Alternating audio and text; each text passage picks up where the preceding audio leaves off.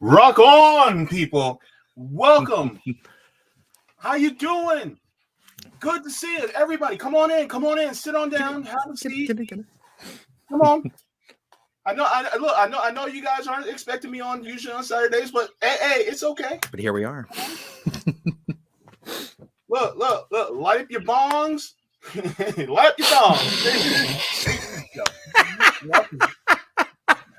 All right, so good to see all of you here today. The Jaybefaunt show is available on all major podcast platforms, so you can subscribe to me there.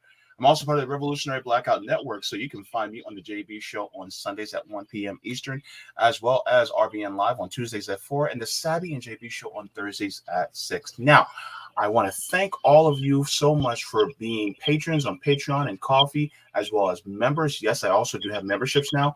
If you guys would like to, you guys can also do that. And I just want to give a big shout out to all of you. Thank you so very much to all of you guys, because without you guys, I would not be able to do this. I do hear a little bit of feedback, Jesse, just to let you know. I'm not sure. Cut you down a bit. But so thank you guys so very much for, joining in, and, helping me to be able to have this show. So without you guys, I wouldn't be able to do this. And so thank you to all of you. As per usual, whenever I do have a guest, then I typically get to the chat a little bit later.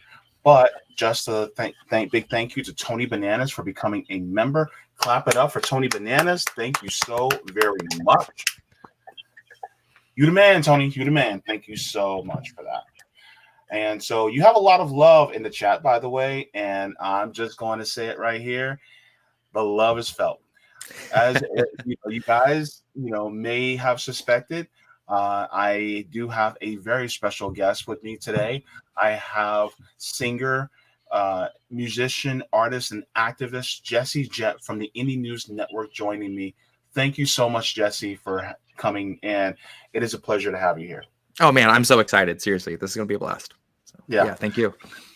Yeah. So, I am, just becoming more of a fan of activists who are really using their art to push more of a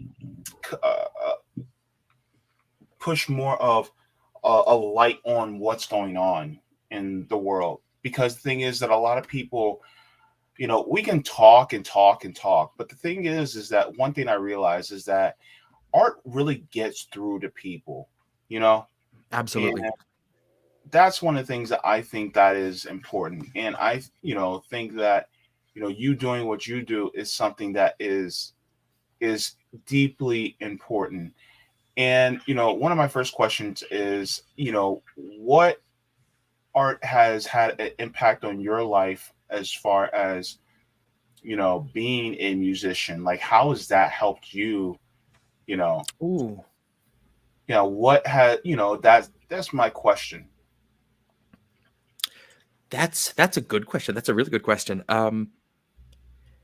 It's funny what you said there. Since I've started making political music, which really kicked off at the beginning of quarantine, I've become so much more acutely aware of how little of it there is. Now you also find out there's a whole world of independent political musicians that you've never heard of. And there's a reason for that, because we're at a point where they don't allow anything in mainstream music that doesn't, fit in with the narrative. So it's few and far between when you find someone that's willing to say something that you're genuinely, impressed by, that they're able to try to toe outside that line. In terms of really influential stuff for me, the Lauryn Hill Unplugged album, when I first got my hands on that, I was probably 17, and it was the first time I heard someone playing an acoustic guitar and putting just the most fantastic verses of spoken word rap kind of fusion over it. Her poetry is just phenomenal, and it was so stripped down. It was just as raw as it could get. And that really speaks to me too, what someone can do without a whole lot of extra effect, just their voice and their passion. So that was one that was really a huge influence. I would say in terms of what I'm doing now, that was the first time I heard someone taking this kind of just gut punch poetry, sitting down with an acoustic guitar and having it hit like that. Yeah, that's the biggie, I think, for the influence now. Yeah, I mean, the thing is that, and I'm late as hell to some of these things, and you start to think of a lot of activists who were also musicians and artists, and how their voice gives rise and can activate people, like hell. And people, I know this is not one of the best examples, but Michael Jackson actually made a song about environment. A lot of people, they probably have heard it before. It's called Earth Song. And I'm like, that song was just like, whoa. Or then you go to oh my god, he did a song called The Man in Black. I'm forgetting his name. Oh, Johnny Cash. Yeah, Johnny Cash. Yeah. Johnny Cash actually created a song that talks about why he wears black. And I'm just like, and it talks about the people who are incarcerated, the people who are impoverished. And I'm just like, we need this. Yeah, it's amazing. Well, you remember in the early 2000s when the Dixie Chicks spoke out against the Iraq War, and I mean, people just wrote them off. People all of a sudden turned on them so hard because that just wasn't what you did at the time. And it takes an incredible amount of conviction to do that when it's going to cost you the majority of your fan base. That's big. And I feel like now that's kind of what keeps me honest, is that I'm not writing songs that are really marketable. No one's going to want to try to slap an ad on one of my pieces. And in keeping with that, all my stuff on Bandcamp is free. It didn't feel right to like have a paywall between you being able to have these songs if you want them and download them. I didn't want money to get in the way of that, because that's not what it's about.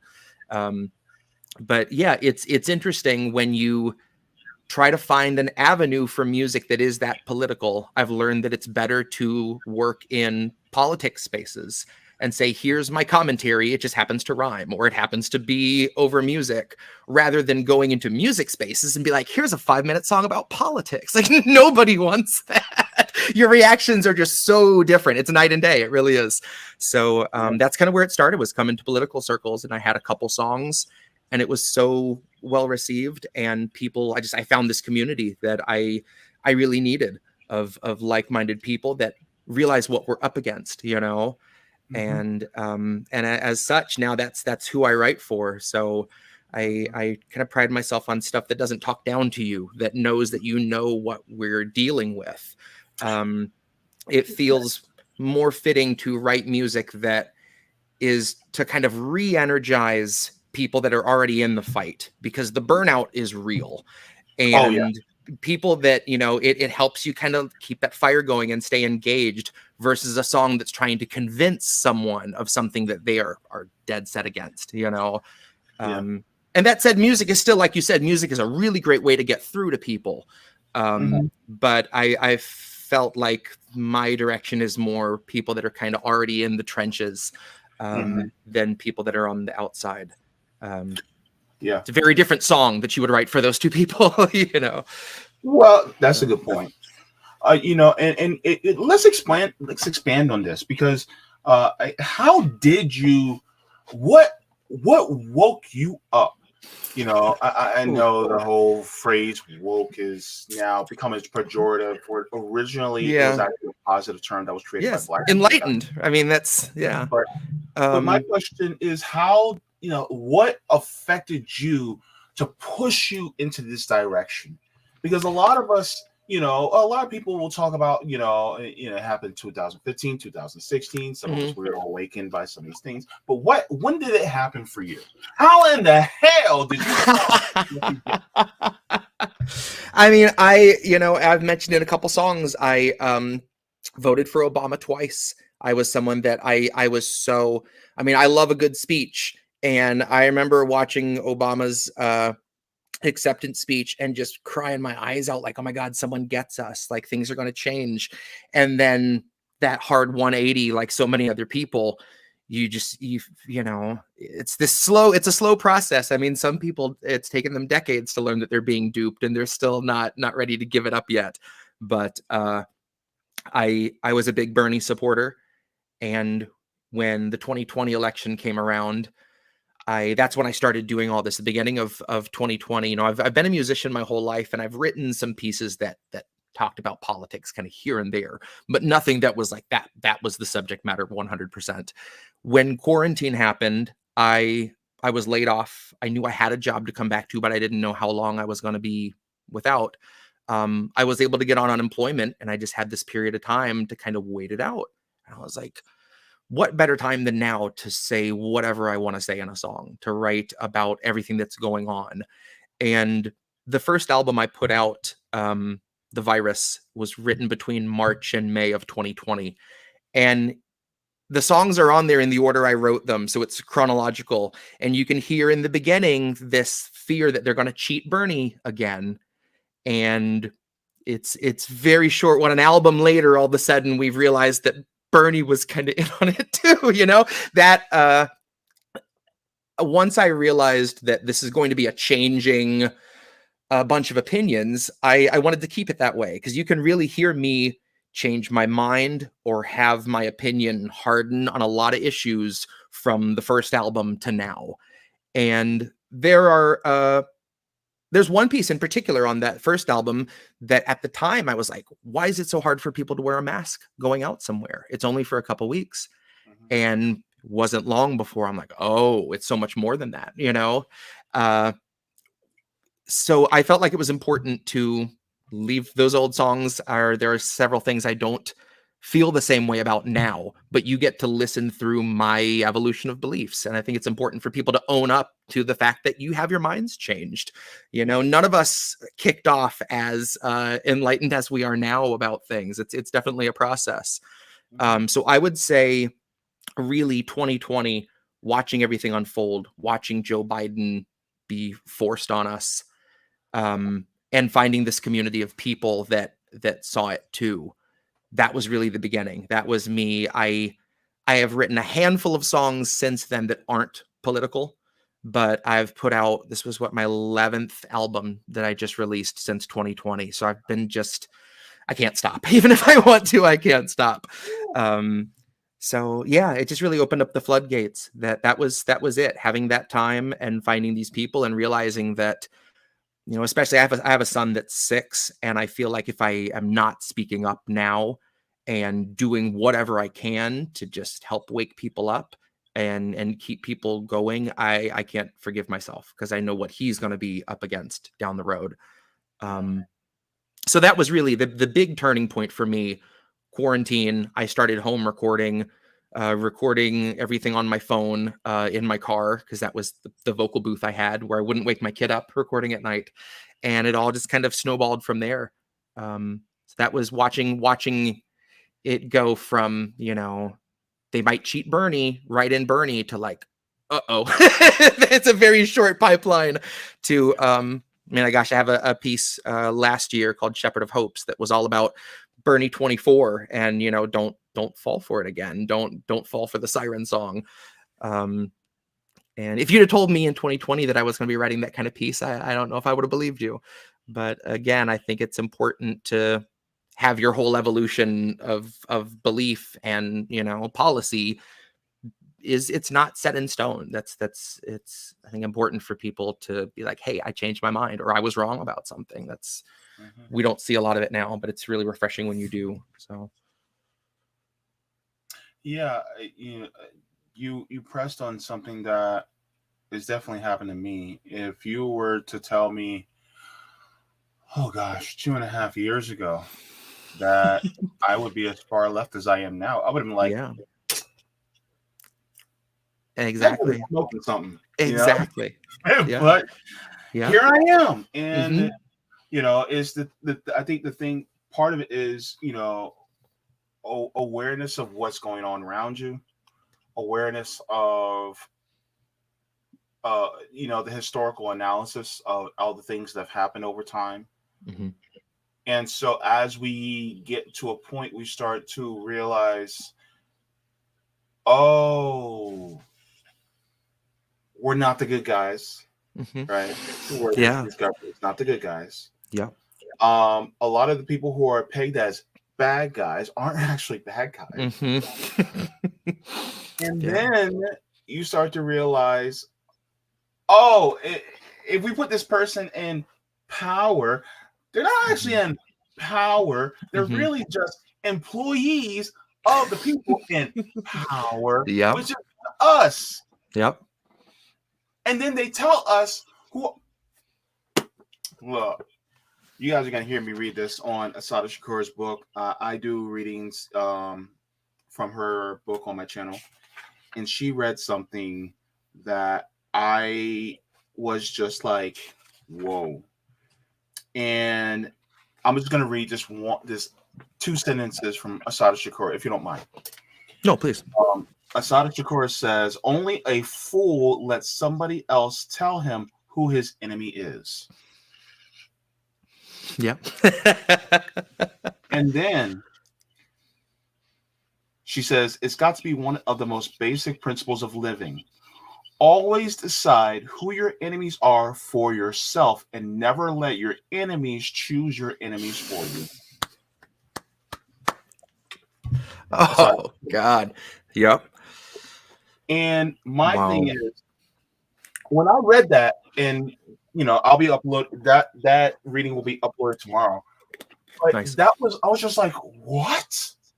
Yeah. The thing is that who are your enemies? Because the thing is that people, it's like, think about how you're being treated in this country right now. If they're allowing you to die because you don't have health care, if they're allowing you to starve, if they're allowing you to go homeless, if they're allowing you to go into extreme debt just to get an education, and then that education doesn't work out the way it's supposed to because you're not making enough money to do it, are they really your friends? Are they really your partners? That's my question. Mm-hmm. Because the thing is that it feels like, for instance,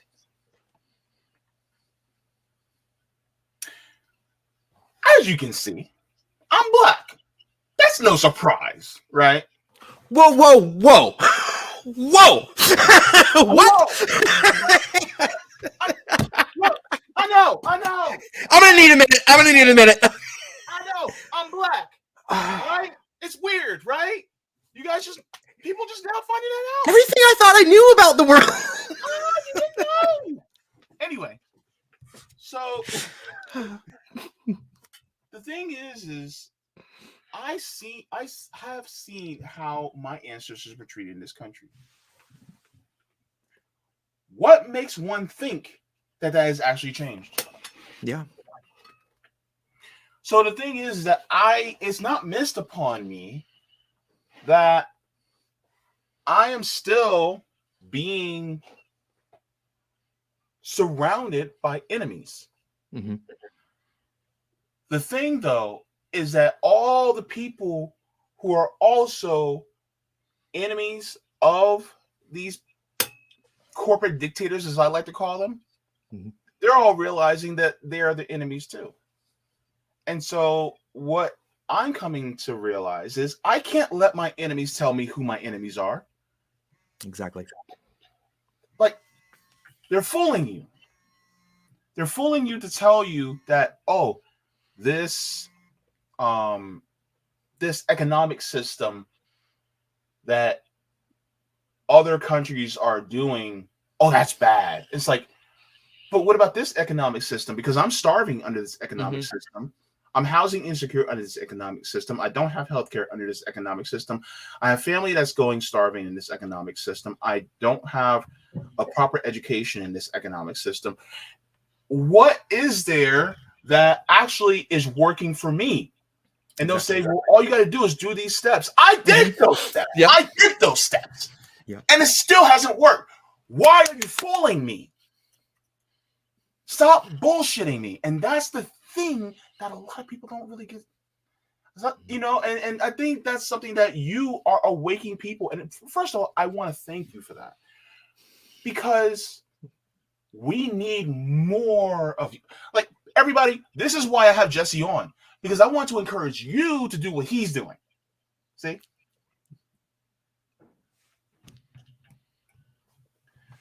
Go ahead, attack that. I mean, for what it's worth, I just use GarageBand on my phone. Anyone can do it. I encourage you, get a mic and sit down and just yell and see what happens, you know. You'd be surprised. I mean, yeah. And one of the things that I think is, like, for instance, there was a song that really just got me, like, in a good mood. Like, if I want to hear it, it gets me in a good mood. It's Nina Simone's Feeling Good. Birds flying high, you know how I feel. Oh God, I've been Nina kick the last couple of weeks. Once you start, and then once those lows, oh man, her lows, they just rattle in your chest. It's so good. Oh my gosh, I'm just like, yo, I honestly wanted to make, like, it made me want to make a movie and have that part of the soundtrack. Mm-hmm. And it's like, as soon as she says, and I'm feeling good, dun, dun, dun, and you see my face and I start a slow smile. And then next thing you know, you see like this montage of me getting ready for the day and going outdoors and traveling through town, and you see the credits, starring this person and starring that person, and then by the time the song ends, when she's doing she's doing her runs at the end, you see like the city moving really fast, and you see the sky going into dawn, into dusk, and you see the sun going down. And it's like, and you see, and I'm feeling good, and you see directed by me, and it's my name. I'm just like, wow, this is awesome. I was just thinking that, and I was just like, man, that song just makes you feel amazing. And Nina Simone was an activist. She was a badass. Yep. And so I absolutely just love the fact that, I mean, hell, look at the person who the director for Parasite. I'm not sure if you ever seen that movie. Yeah. You saw it? Yeah, he knows what's up. For sure. And the creator for Squid Game knows what's up. Mm-hmm. And so it just goes to show that you can use your art to hit hard at the things that need to be said. And sometimes, because the thing, it's not boring, people. I talked enough, but I talk too much. But one of the things I wanted to ask you is, what is one of the things you feel that needs to change regarding the left? And by the left, I mean the U.S. left, because I see the left in other parts of the world, and they're doing all right. But for us, it seems like we just can't get out of our own way. I got to pick just one thing. I mean, we love to eat our own. We will break ourselves down into smaller and smaller factions and subdivisions and subsects, and the old handbook that Nick posts regularly, the like how to infiltrate a movement 101. He posts that all the time. We've all seen it. No one's fucking learned from that. I swear, it's the most basic stuff to look for, and nobody can do it. And we will sit there and pick each other off just all day. It's hard to not lose my my faith in our ability to shake that off, because it's been so bad recently. Any type of action someone tries to do, or rally, any of them, someone's going to show up and start asking, What are you doing with your money? What are you, and not that there shouldn't be financial accountability, but as soon as you're trying to do anything, even if it's small, people come out of the woodwork and start asking those kind of basic questions that are designed to just drive a wedge, and no one seems ready for it. No one seems like they're looking out for it. That's the biggest thing. I feel like trying to hammer in that there are going to be people that try to throw you off course, and you have to have blinders on to do the most basic action. I'm really lucky in that what I do when I'm getting my message out, I get to be right here by myself, and I'm recording it and I get to put it out.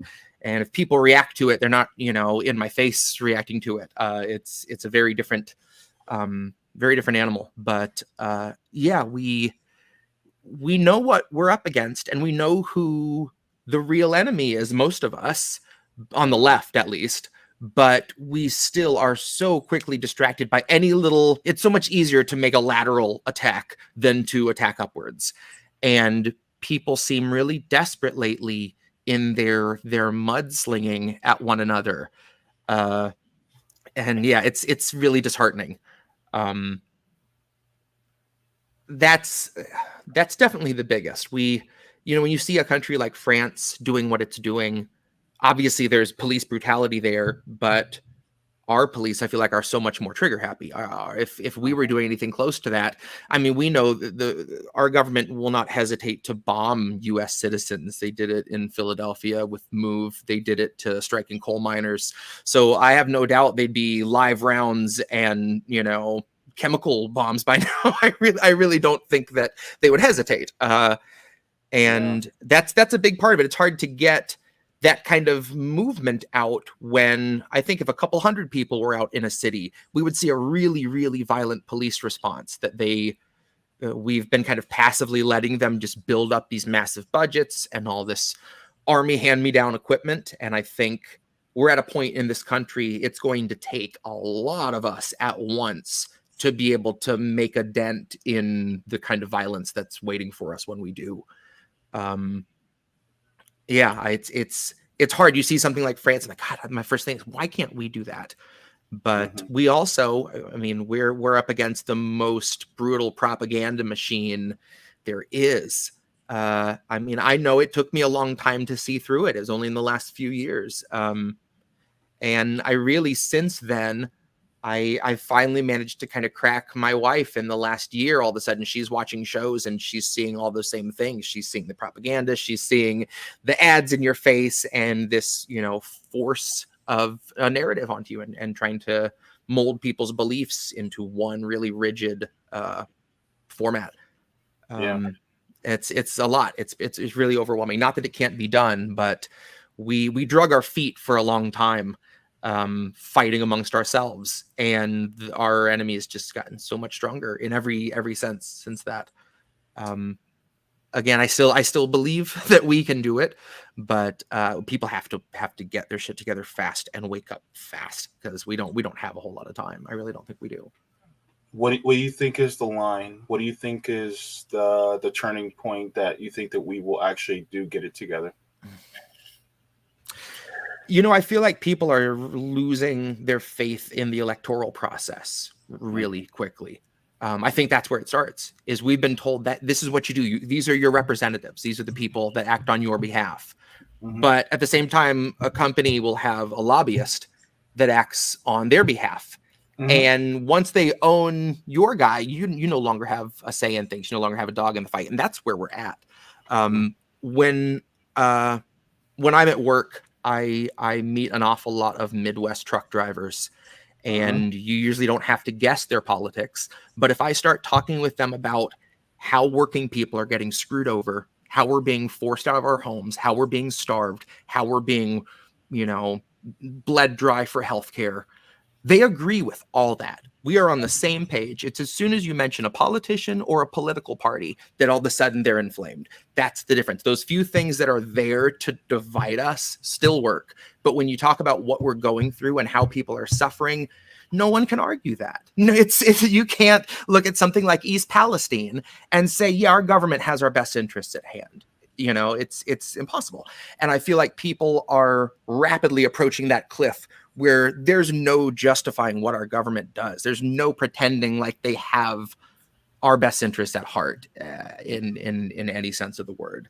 I feel like once that happens and people go, well, what am I supposed to do if I can't vote? There's very few options. You either stay in your home and hope things get better, or you go outside and you make things get better.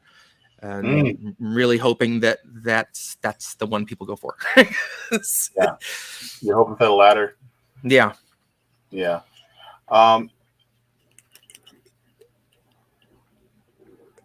Who inspires you? Oh, man. I mean, you guys do. Rome is one of those people, especially that you watch him day to day go out and do the fucking work and face so much bullshit for it. People come out of the woodwork to attack that guy, and it shows. As soon as you're doing something, look at Keith McHenry, you know, from Food Not Bombs. As soon as you're trying to do something practical and material to help someone, then here's a whole onslaught of people coming after you. Anyone that has the chutzpah to get out there and say something to people and try to wake people up, whether you're writing a Substack, whether you're making content, whether you're trying to make music or poetry, it's, at least in my experience, it's habit forming. As soon as I did a couple songs and got that response, obviously you get people that don't like what you do, but and you know, my voice, my music is not for everyone. But I also really decided early on, like, I want my shit to sound honest. I don't want to try to make my voice sound like what people think spoken word is supposed to sound like, so they'll take it seriously. My songs, there are plenty of them that I get so mad that the mic clips, or I get really emotional and you can hear me fighting back tears or unable to fight back tears. And I keep that in the song because I feel like it loses that sincerity without it. I think it's really easy to hear in my stuff that I mean what I say and that I get what we're up against. And I'm not here to like talk down to people, you know, that I know. Like I mentioned last time on my show, someone bought an album and, you know, it's free, but you can choose to pay. And they sent me $5 and said, like, I wish this could be more. And when someone says that, I get it. Like, I'm fucking broke. We're all broke. You know, you can bust your ass at your job and not have a lot to show for it. Well, a living wage is damn near unattainable in this country for us for a reason. You know, you need a large bunch of people that are struggling and impoverished to make them do the jobs that no one else wants to do, the essential jobs, you know? So it has been the most fulfilling thing for me as a person, as a writer, as a musician, getting this kind of feedback from people that like get it and hear my stuff and connect to it, because it's the most honest I could possibly be in a song. I hate that it's taken things getting so shitty for me to find that, but I've been a musician my whole life. And I started playing out gigs at like 14, doing covers and originals. But it's in the last couple years that I've all of a sudden found like what I'm supposed to be doing, you know, and found that passion. And so to have someone like you know, recognize it and want to chat with me, it means the world. So thank you. Yeah, you're welcome. You know, what do you see happening? This is kind of a really broad question, but what do you see happening in the next 5 to 10 years? Do you see anything of significance in the positive direction happening in the next 5 years, or do you see kind of a little bit more of a darker turn before it gets worse? I think both. I think we have to have a bit more of a dip. You know, we're dipping. It's not like anything can stop the dip at this point. Capitalism is in free fall, but I think, unfortunately, it takes a lot. It takes, like I said, people not being able to see it any other way. It has to be so bad that you see, obviously, the people that have led us to this point are not going to walk us back from this point. They're not going to come sweep in and clean up the mess that they've been cooking up for, you know, 100 years, 400 years. So I think once they're at that kind of point where there's no debating who the enemy is, you know, that they can tell you all they want, but when the person telling you is the person that just took your pension away and cut your hours and evicted you, you know better. Once we hit that point, then like I said, what other option do people have? You know, if you don't buy it anymore, and you're not going to keep voting for someone that dangles the same carrot over your head, I don't know what kind of timeline. Gosh, the next 5 to 10 years in this country. I hope there's still an electric grid. I hope we still have some stability. Oof. You know, my frosted side says that we're awfully close to, for lack of better words, a revolution, an uprising of people that demand a living wage, that demand to be given their humanity and their decency. And my whole wheat side thinks it's going to get really, really ugly before we get that. You said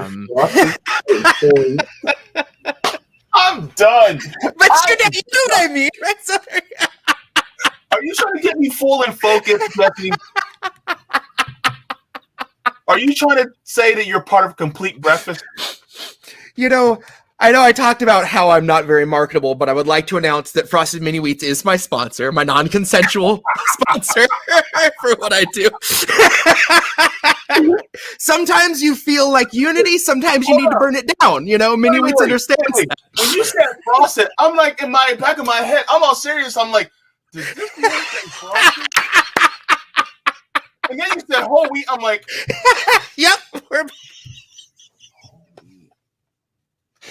Oh. I'm like, did I hear it? I wanted to repeat what you said, but I was like, hold on, let me wait for this. Let me see how he works this up. And then next thing you know, you say whole wheat. I'm like, is this a Kellogg's Frosted Mini Wheat commercial? All 11 albums have been. It's the long con that I've been running on everywhere. This is all a subliminal ad for Mini Wheats. Oh man. Oh God. Thank God I had you on today. Man, this is gold. Man. You know, there have been a few times I've been laughing watching your show, and I'm like, I feel like he and I would all of a sudden get rolling, and yep, here we are. This is exactly what I thought would happen. I love it.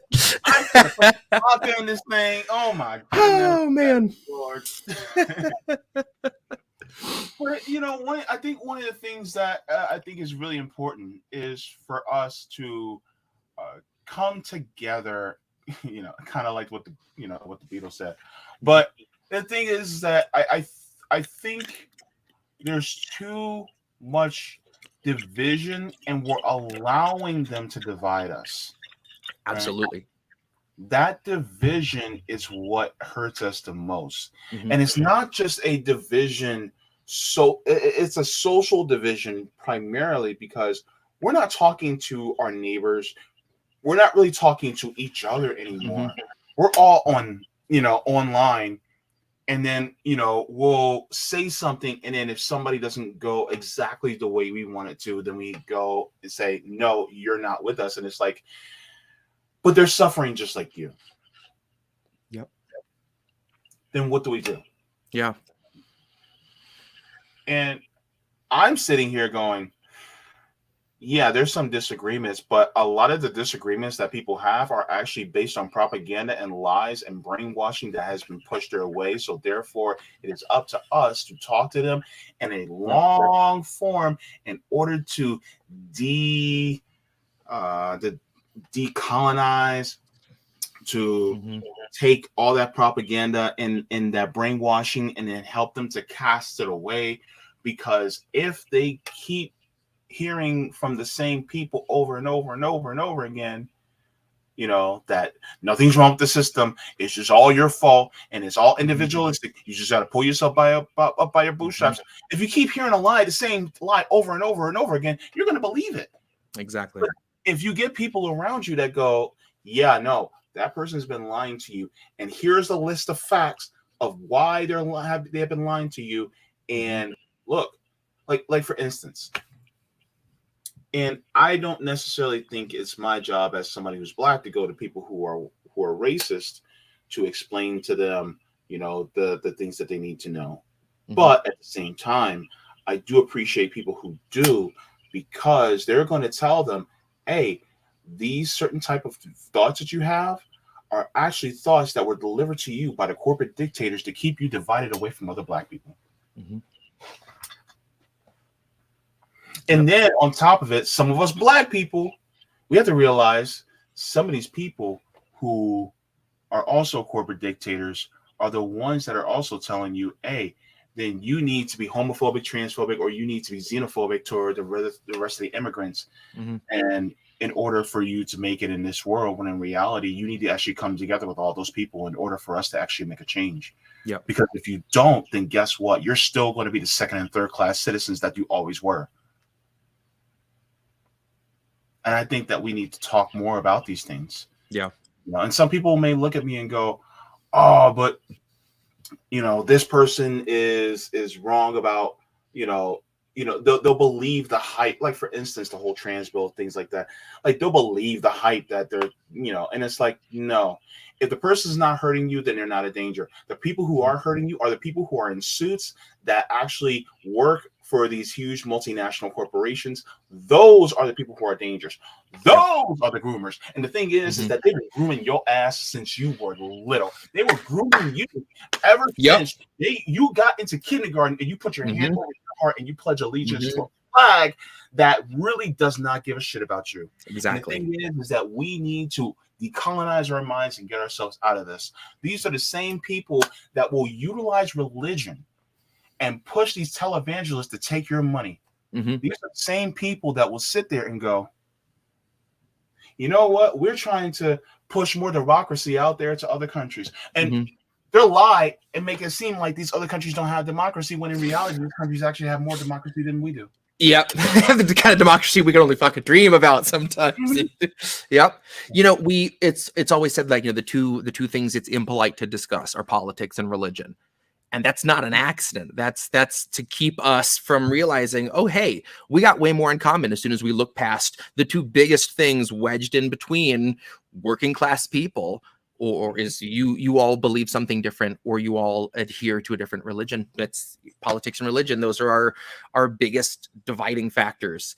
And we're told that's impolite dinner conversation. That's not something you should bring up. But when you do, and you get past the difficulties of talking politics with someone, and you talk about human need, and like when I'm talking to a truck driver, about how stagnant your wages are, everything else is going up. You're being bled dry and squeezed out, and it's not going to change. The people you elect that swear they're going to do X turn around and do the opposite, and then you kicks down 4 years down the road, and people have been doing that for a long time and getting squat in return.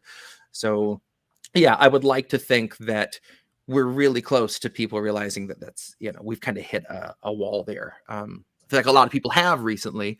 But again, they're always finding new ways to split those people up into new little groups that won't come together because whatever it is, they'll find something. So yeah.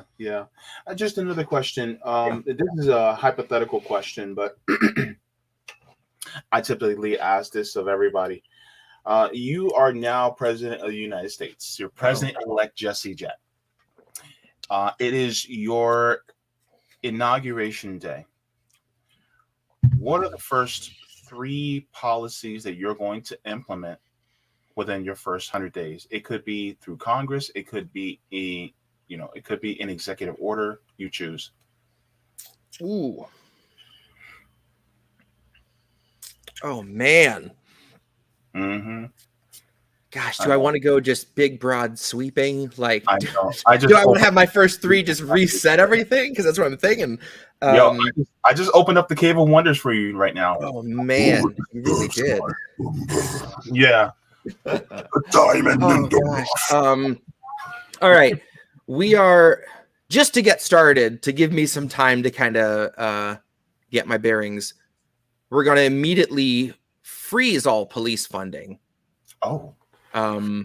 Oh, that deserves a drink. while we put together what's going to replace the police, because there's not going to be any police anymore. So first thing is like stop that money. You're not getting any more of that. Cut that tap off. Yeah, I'm gonna immediately reschedule marijuana,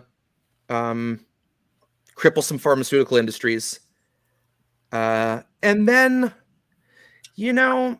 let's just outlaw lobbying. And we'll go from there. There's just a quick hard 3 just to get the ball rolling. Yeah, shit can some lobbyists, and that'll just be a nice little trailer for what's to come in the real legislature when we start just dismantling the government. Very good. Yep. Very nice. I like the way you think. Yeah. Thanks. I see you right now.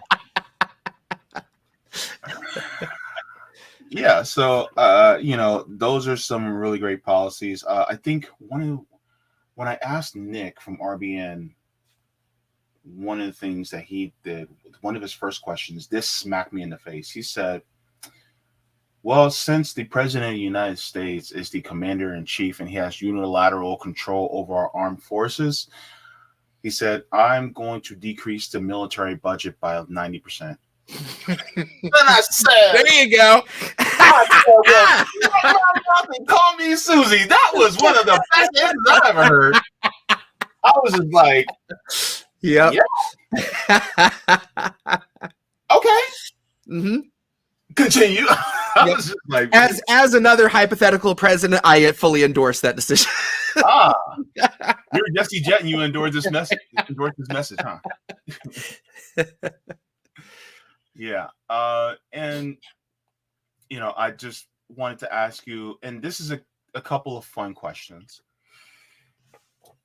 What is one food that Jesse Jett cannot live without? Oh. Yeah. Oh man. Another cave of wonders. One food I can't live without. Oh God, just one? I have to pick one? Well, one of. Okay.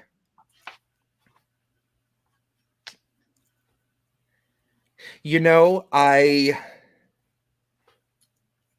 a dark horse here, but in the last few months, I found this recipe for rice pudding that has become like my go-to comfort food. My kid loves it. It's super easy to make, and I've been just cranking out batch after batch of this stuff. So I've been, that's been the arc lately, has been a rice pudding one. It would definitely be something terrible for you. Like if you told me I couldn't have another chili dog as long as I live. I mean, it's like telling me the sun's not going to shine again. Oh wow. Yeah, that's a close one. Chili dogs, meatloaf, mashed potatoes, kind of just really artery attacking foods. Okay, no. If you told me no more like oven baked mac and cheese, like hard top mac and cheese, I couldn't. I just don't. It'd be every day would be so much more of a struggle, knowing that's just not on the agenda anymore. I should have said mini wheats, and my bank account will reflect that I chose not to. That kickback is just sailing off into the sunset. But mac and cheese, I gotta. My heart belongs to carbs, so mac and cheese. Oh, you know what? Afidi said the same thing. Another thing to love about Afidi. He said the same thing. He said mac and cheese, macaroni, and the baked kind. Not that BS. No. When you buy the spaghetti, the macaroni noodles, you got to buy the different cheeses. You got to make a roux. You got to make a cheese sauce. And then when you're done, you can like almost crack the top with the spoon sideways. That's not giving any yield. Well, you have to take a spatula and cut it into squares and pull it out. Look. Okay. Slow down, JP. No, I'm kidding. Tell me more. Go on. I don't think you'll know. How good my mac and cheese is. Well, this motherfucker can cook. I believe you. Look, I make a baked mac and cheese that will blow your mind. 6 cheeses. Oh, stop. Oh my God. Not 5, 6 cheeses. 6 cheeses. Jesus Christ. I'm telling you, it is. Look, 6 cheese macaroni and cheese. It got flavor. All right. And look, and if I'm feeling real sinful. Uh-oh. What do you do? I chop up some bacon and I put it in there.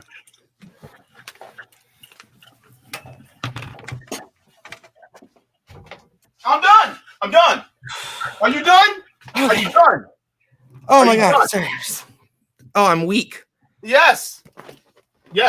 Tell your wife you're leaving her for me. She knows my first love has always been mac and cheese. And every now and then we'll be laying in bed together and she's like, I'm just worried someday the right casserole dish full of oven baked mac and cheese is going to come along. And I tell her, I say, honey, no mac and cheese could ever change what we have. But she, deep down, I think she knows, So, yeah. Yep. Again, nothing gets a grip on your heart like arteries and all, like oven baked mac and cheese. I can't wrestle out of that grip. It's impossible.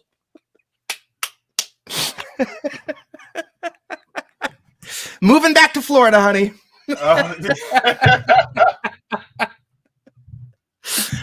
I don't care about the Santas. I'm still coming to Florida.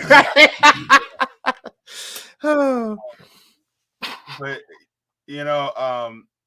my next question I wanted to ask, and this is more of a serious question, more of a grounding message. Question that I want to ask you. You lived a long life and you're at the end of your life. What is the one thing that you want everyone to remember about you? Ooh. I know, deep one.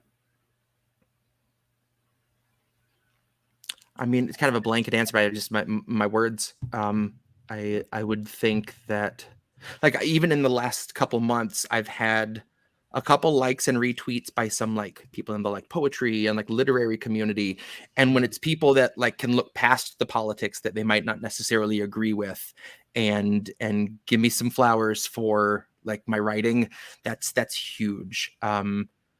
I would hope for the fact that I wasn't afraid to say what needed to be said. I feel like as soon as I do, if you ever hear me holding my tongue or stifling my message, then I've been compromised and don't trust me anymore. I really, as long as I have the means to speak, this is what I'll be talking about. I hope one day things change and I can go back to writing just normal songs. But until then, I feel compelled to. I can't remember whose quote it was, but I don't fight fascism because I smell a victory in the air. I fight fascism because it's there and I can't see it and not. I hope I would be remembered for speaking up. Yeah. I think on your headstone it would say Jesse Jett. He was fearless with his words. I thought you were going to make like a Frosted Mini Wheats tie-in, and then you got serious, and I wasn't prepared for that, so I'm getting a little verklempt, but thank you. That means a lot, seriously. Yeah, I kind of oscillate between serious and funny. Frosted and whole wheat, as it were. Mm-hmm. Mm-hmm. Not just You're welcome, Kellogg's. Strawberry frosted. Oh, yeah. Maple brown sugar. Some blueberry, perhaps? That's me, baby. Me. Maple brown sugar. You got the loggers. The loggers flavor going on for the maple. I'm gonna keep you full and focused.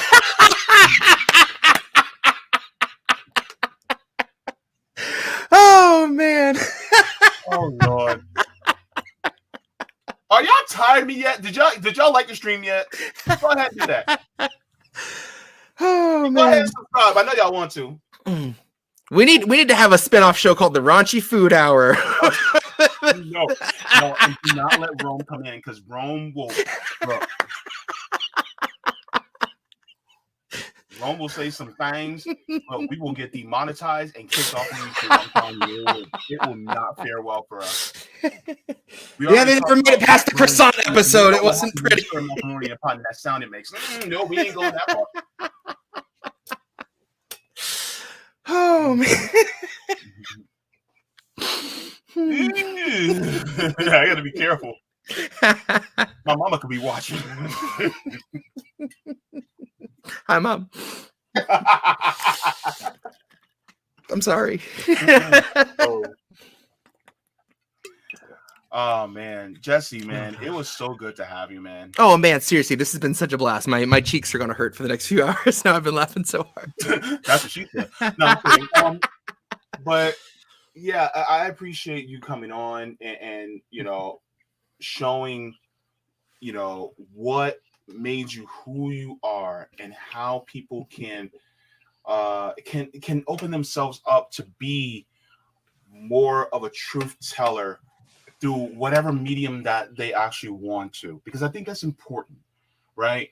For instance, you have people who are writing, you have people who show their mugs on screen like me, you have people who sing like you and perform, you have people who do poetry, you have people who do photography and artistry, different types of artistry. I just really want to thank you, as well as any one of you who is venturing into talking about and telling the truth through your art. Thank you for what you do, because that is what is going to help facilitate an actual revolution. And by revolution, we don't necessarily always mean violence. What we mean is a changing of a system that creates a more equitable, equal, and egalitarian system. So that is fair for all, not for some. And I think that's one of the things that I think is so endearing about you. Thank you so much. Oh, absolutely, man. Thank you. Yeah. Where can they find you? I'm on Spotify, iTunes. If you want to download something, Bandcamp is the place to do it. Like I said, everything on there is free. If you want to contribute, obviously I love financial support as much as the next person, but that's not why I do it. So Bandcamp is the place. You can download as many times as you want in whatever format. And then Twitter, INN. I do a show usually every other Tuesday. Sometimes we jump around. We'll be doing one this Tuesday, my show American Tradition. And then, and then you'll hear my songs pop up on some other things too. I got to do Tara's podcast theme, Sabby's opening theme, which is one of my crowning achievements in the last couple of years, man. Watching people throw in the doobie doobie doos in chat, that always makes me so happy. Hold on, wait. Hold on. Wait, you're the one that did Sabby's? Yeah, I made Sabby's song. Yeah. I wanted it to be like some serious Sabby quotes, and I was cutting up from her M4A speech in Boston. And I sent her what I had, and she was like, it's a little serious. She was like, I wanted something that's a little more kind of, fun and memorable. And there was one stream of hers where right before she fires it up, you hear her go to herself, doobie doobie doo. And I messaged her, I was like, do you mind if I use this? Because I really want to turn this into something. And it makes me so happy to see when that show starts up, everyone going doobie doobie doo in the chat. I don't have a lot of songs that make people really happy and want to dance. And that's my one. When Cynthia McKinney was on and she immediately started talking about that song launched her into this talk about some of her favorite music, I was just over the moon watching that. So that is too cool, man. Oh my God! Look, I got to show this part to Sabby. Sabby's gonna be like, "What? That's awesome." Oh my God, man! I'm full of surprises, man. That's more of the Frosted. That's from the Frosted side, just pulling out some secrets. So, yeah. Hey, do you mind if for my outro I use one of your songs? For my outro instead of using the typical music I do. Absolutely. Or if you want, I can play one for you, or if you want to play it from Bandcamp, whatever works for you. Yeah, because once I do that, I just want to get to some of the comments in the chat really quick. For sure. If you want to stick around for while I talk to the chat, then that's cool too. Or if you have to go, either one. I just want to be respectful of your time because we're 5 minutes over an hour. Oh, no worries. Yeah. I just wanted to go to some of the comments. But that'd be an honor. Thank you. Okay, cool.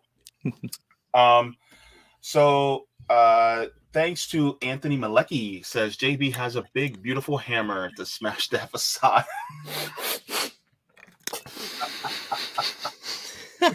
Don't even go in there, baby.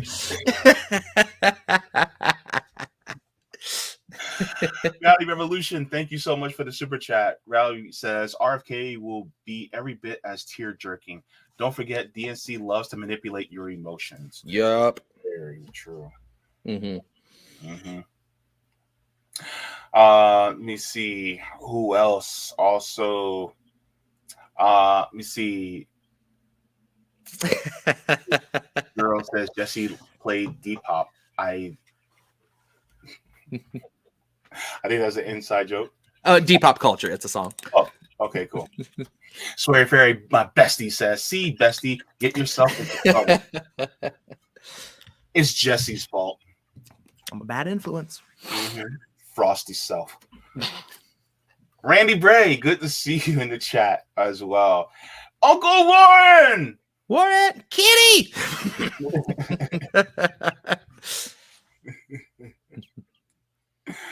Oh, man. Charlie Mack says, Charlie! Awesome. Love you, bud. Mm-hmm. Wadi says, thanks, Jesse. You're very welcome. Thank you. Screw Google. Yeah. Good to see you.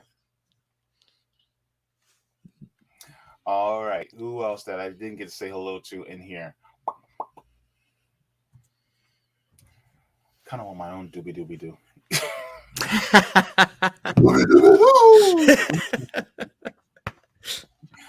There's a lot of people. E. Heller is also in the chat. Mustard is a condiment. It is food adjacent. Oh man, you guys are hilarious. Zombie in the Air says now there's a wedge issue cereals. Yeah. Yeah. Frosted mini wedges. Okay.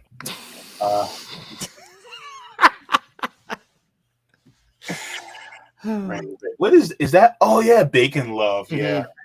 I ain't gonna lie. I used to hate bacon. Look, okay. I used to hate bacon, and I'm gonna tell you why I used to hate bacon. Because whenever my brother cooked it, he would burn it. And so I always thought that that's how bacon tasted. Mm-hmm. Until I actually had it cooked properly. And then I fell in love. Whole new world. A whole new world. I can show you the world. A dazzling place I never knew. Are we about to duet? Is that what's about to happen? I have no idea. I did not have that in my bingo card, but hey, look, I'm ready to let it go. Anything? Oh, I see what you did there. Oh man. Let me check Rockfin because I want to make sure that I get to the comments on Rockfin. Nobody on Rockfin this time. Okay, that's cool. Technical difficulties on Rockfin. So very much. Oh man, it was so good. By the way, I have Jesse's links also in the description below if you guys would like to, go and see what he's all about. I'm gonna go do an outro with one of his songs just to whet your appetite. And let me see here. Also, thanks to all the patrons on Patreon and Coffee for you guys contributing, and as well as thank you to all the members. You guys make me who I am today. Thank you so very much. So, Jesse, one question. Yes, sir. I have one question for you. All right. What song should I do an outro with? You choose. Ooh.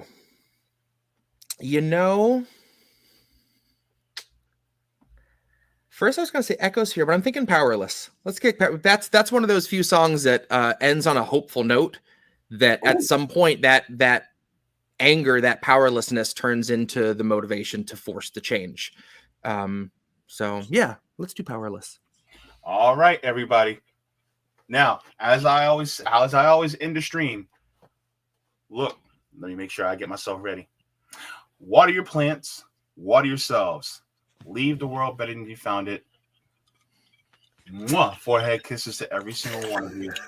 Because I got to make sure I get them forehead kisses because, them freaks be out there every one day forehead kisses. I know you. I see you. Oh, Jesse, don't spit out your drink. Oh man, this mic is new. I can't spit on this microphone. Spitters or quitters, baby. Anyway, so smoke them if you got them, drink them if you got them. I love you. Peace. Deuces, everybody. Bye.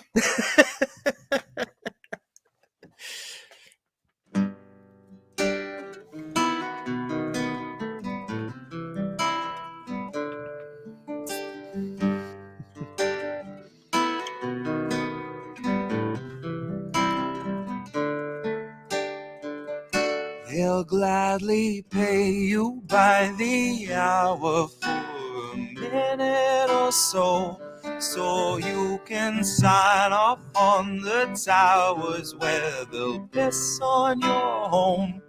And if you feel like you're just powerless to answer them no, it's 'cause you are.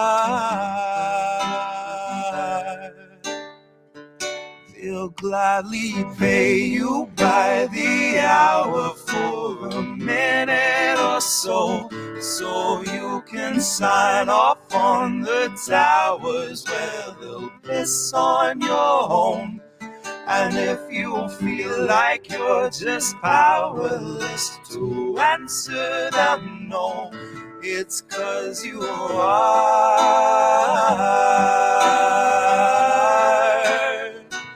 It's 'cause you are.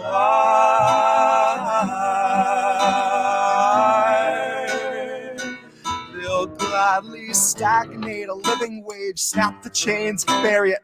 Labor slaves in rusty cages dragged behind a chariot, led by Mr. Racial Jungle, Joseph or Iscariot, fighting over scraps as they barrage us all with variants and BuzzFeed clickbait, straight until we're paralyzed, trying to distract us from the concentration camps that Joe had swore he'd close but only chose to amplify, where they got 50-something kids in cages made for 5 to occupy. And no, she hasn't seen the camps, but Harris swears they're paradise.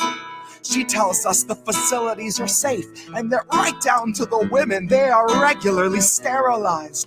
Then she throws her head back and she proceeds to laugh, that sort of heartless cackle you'd expect from someone working steadfastly on behalf of the virus and a Congress full of parasites. And where was I?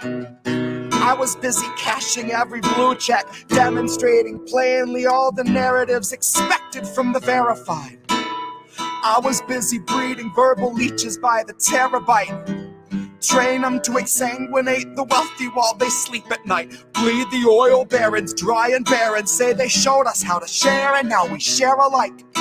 Tell them I contracted rabies from a feral mic.